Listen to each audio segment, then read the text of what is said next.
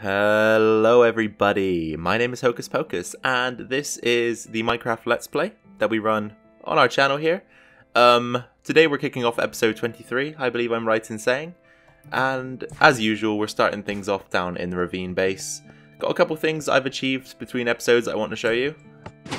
Quick harvest right there. So I've been growing some cactus, some cacti, some whatever you would say, I don't know.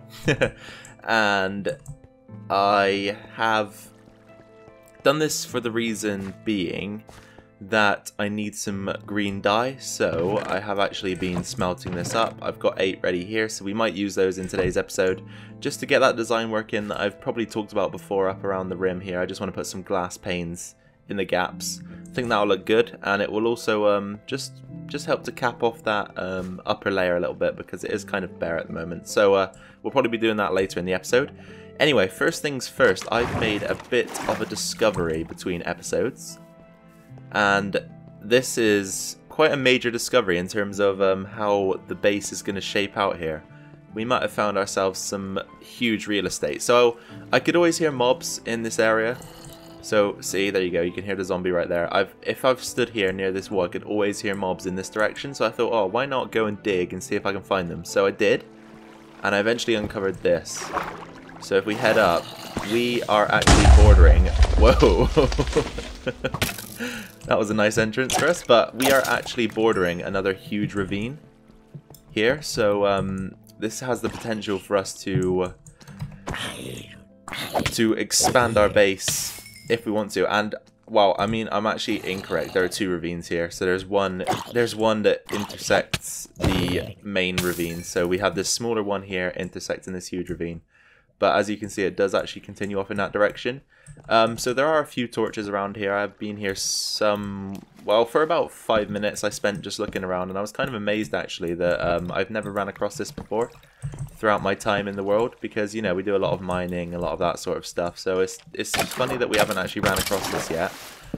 But I think this has great potential to be the next area for expansion for our base once we've filled up the original ravine that we're working in at the moment. So yeah, I'm actually really excited about finding this.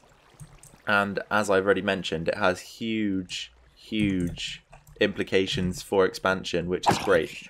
And also, I think if we light this up as well, this ravine, I've been talking about the mob farm recently and getting things lit up. If we light this ravine up, we should be almost in a position where most of the caves around the area here are bright and lit up, because we have been doing a lot of that. Most of the caves I find while I'm mining, I usually go down and just leave a few torches in there just to double check that, just to make sure that we are getting things nice and bright in the area. So let's just pop down here and place a few more in the darker areas. Wherever there's water we should be fine, so that seems okay to me. We'll just break this block and hop out here. But yeah, I just wanted to show you guys that before I continued with anything else this episode. And I think before we move on, we will just go ahead and check this section of the ravine out, because it looks like it could be interesting. Can you just... Okay, yeah, you can pop through there. Oh, a lot of guys around here. Just let those burn for a second. We've got a creeper coming up as well. But as you can see, this ravine is actually quite substantial as well. So there's 2 fairly big ravines here, which is really nice. So we are gonna, as I said, expand into this once we get the once we've filled up our original ravine. We can think about what's gonna come next. Oh, let's just let this guy take some damage here. Wait, can they get me if I do this? No, they can't. Good. Okay, creeper, just calm down. Oh, did I get a CD for that? I did. Nice. I think far. I don't know if I already have that one or not, but that was lucky. Okay, come here, skeleton. And if some of you guys didn't know, the reason why I got a CD there was if you can manage to cause a skeleton to kill a creeper, then I think you get a CD 100% of the time. So yeah, it's actually possible. Whoa, it's actually possible now to make CD farms. But yeah, that is how I got the CD there. I managed to get the skeleton to kill the creeper, not on purpose, but it did happen. So that's why I got it. There are a lot of dark spots up there in the top layer though, which I'm worried about. We might have to come back at a later date to actually solve the entire problem here. But I think we've got a lot of it done in terms of just getting things, as I say, lit up around here.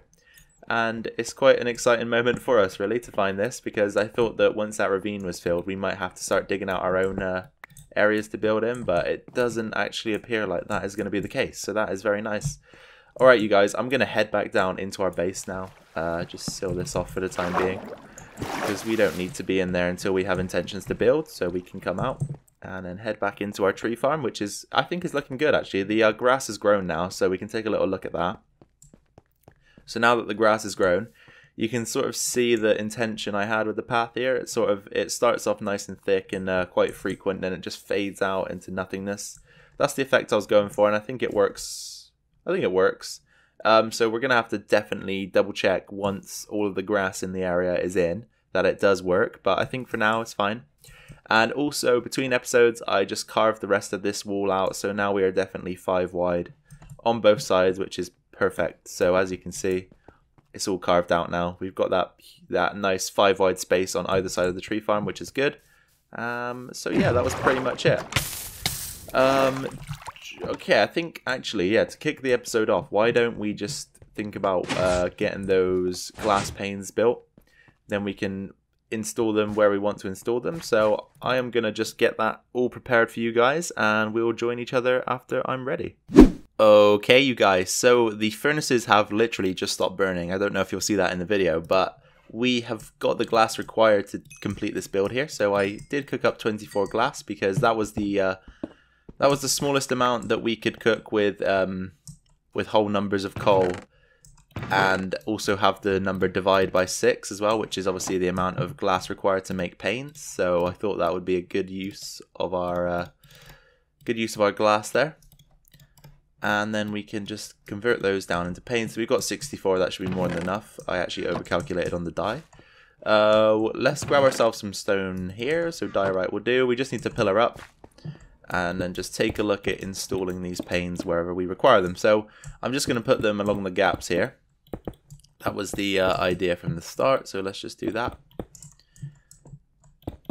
There we go, and in there, nice. And the reason why we're doing this is because I think it just fits the theme a little bit. We've got the mossy cobblestone, then we've got the leaves up at the top, so then we've got a bit of glass on the middle section that just breaks up the greyness and the brown, just to give it a little bit of that pop and colour that we like. So that's why we're doing this. So we can just install the glass like so. And then I don't really know what we're going to do behind this. Do I install walls maybe, or do I just try and leave it all blank? I don't really know, because it's hard. If we're not going to install walls, then we need to knock these blocks back a few, just so that we don't have the glass connect into the blocks behind it, because it looks a lot smoother when it doesn't. But we're going to have to think about that in the future, not necessarily right now. But anyway, let's put our glass back. We've got a ton of it if we ever need it in the future.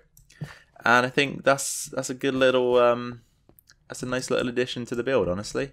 Just gives it that little bit of extra color, as I said, and yeah, it looks good. So I'm not disappointed in that at all.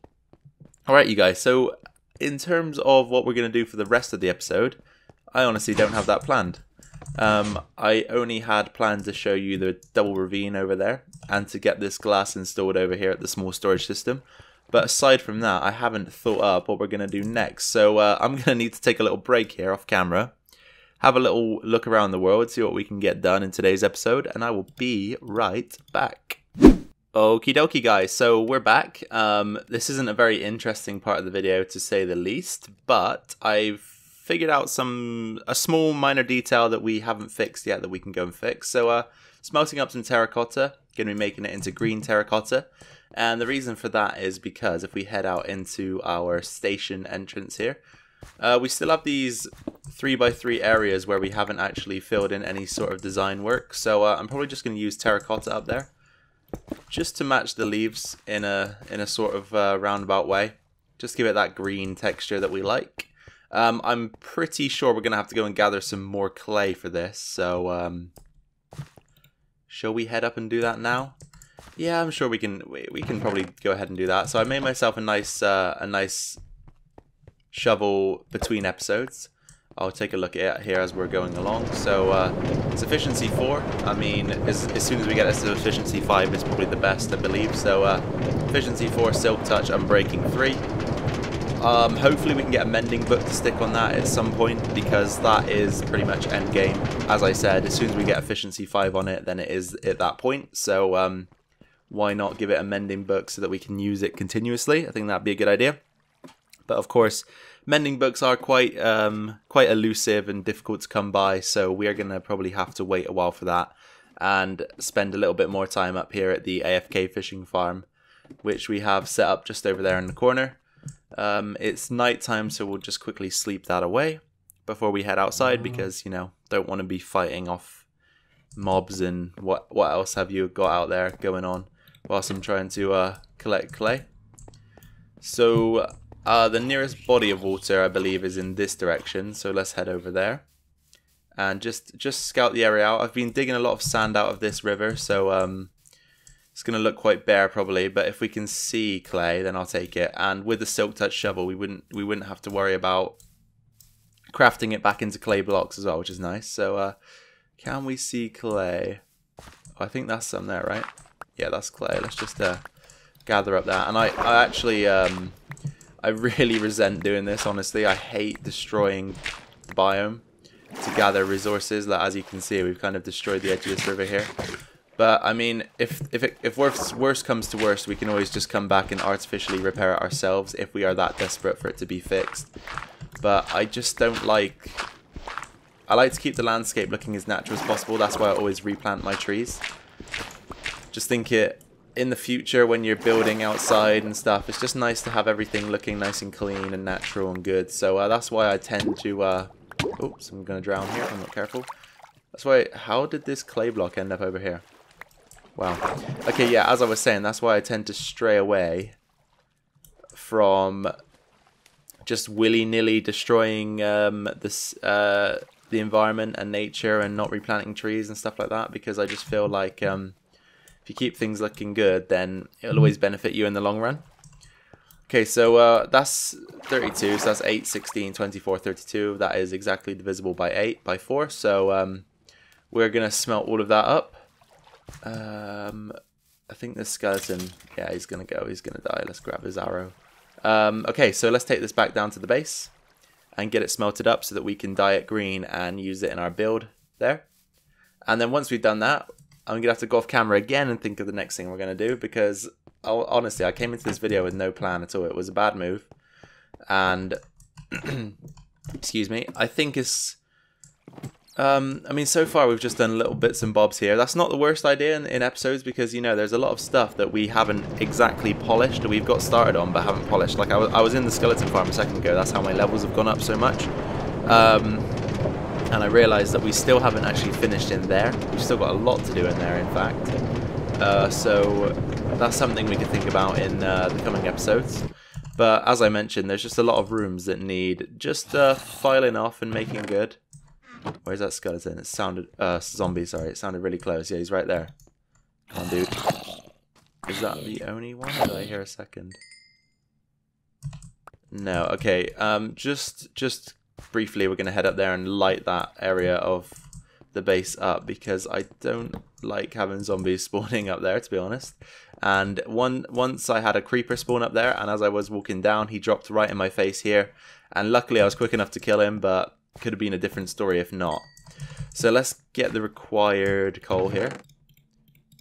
So we need 4 pieces. 1, 2, 3, 4. And we can put this back. So let's get that cooking. And whilst that's cooking, we can just organize our inventory a bit here. Get rid of the things we don't need. I'm not going to need this shovel anymore. We can also go ahead and dye our terracotta here. So let's just stick that in the crafting bench like so. And then we'll go and fill in some more of the blanks over here. So I think this terracotta looks fine, honestly. It's quite a deep green texture, but that's similar to the leaves, so I like it, honestly. I like it. So let's pull out those 9 blocks there. And 1, 2, 3, 4, 5, 6. Okay, let me just analyze how many more we need. So there's 3 there, another 9 there, that's 12, and another 9 there, that's 21. So we're going to need 21 more green terracotta blocks before we can finish up here. And then, as I said, we can think about what we're going to move on to next. But that, I think, pretty much seals the deal for the station, the Ravine Station. Obviously, apart from the wall over there that we need to fill in that leads to the skeleton farm. But until we've built a proper entrance to the skeleton farm, we're going to have to just let that be and kind of ignore it, which is fine by me, honestly. I can do that for now. Here, let me just pop off camera for a second and we'll rejoin each other when I've got all the materials prepared.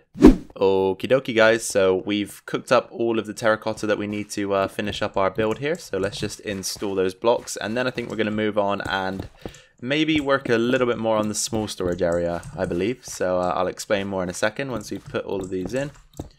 There we go. So that's, as I said, that's pretty much the Ravine Station polished up and finished now. And I think that terracotta actually looks really nice in there.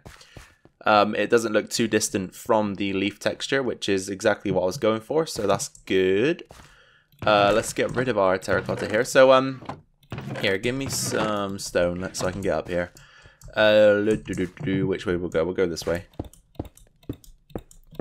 Okay, so in terms of the rest of the episode, I just want to figure out what we're going to do in these gaps here where we have the glass. So I'm thinking either we go a block, we give it a block space and then a wall, or we just put the wall directly behind it. I'm going to try out two designs, the two designs I'm thinking of, and then we'll join each other again to check them out. Most of this I'm going to do off camera because the episode is getting quite long already, so I want to fit this in, but I don't want to bore you guys with the long, tedious stuff and make it too long. So I'll jump off camera here, install the two designs, and then we'll analyze them together in a second. Hello guys, welcome back to the video. So I've figured out two designs that I described to you earlier, and there they are. So the wall push back one block, the wall directly behind the glass. And honestly, I like both. I think they both look fine, but I had a good idea. I think it's a good idea anyway. So I think we're going to go with this one, just to give you a little bit of a hint and an idea. But the idea that I had was to maybe put some armor stands in the gap there and just, you know, give them a bit of an outfit each. So we could have like a diamond, an iron, a gold, chainmail, a leather. Or we could even just have leather but dye them all different colors. I don't really know. So there's diamond, iron, gold, chain, leather. There's nothing else, is there? Diamond, iron, gold, chain, leather. No. Ooh, do. Okay, what do we do then? Because I kind of don't want to have one space missing. So, okay, now I'm in a predicament, honestly. Now I am in a predicament.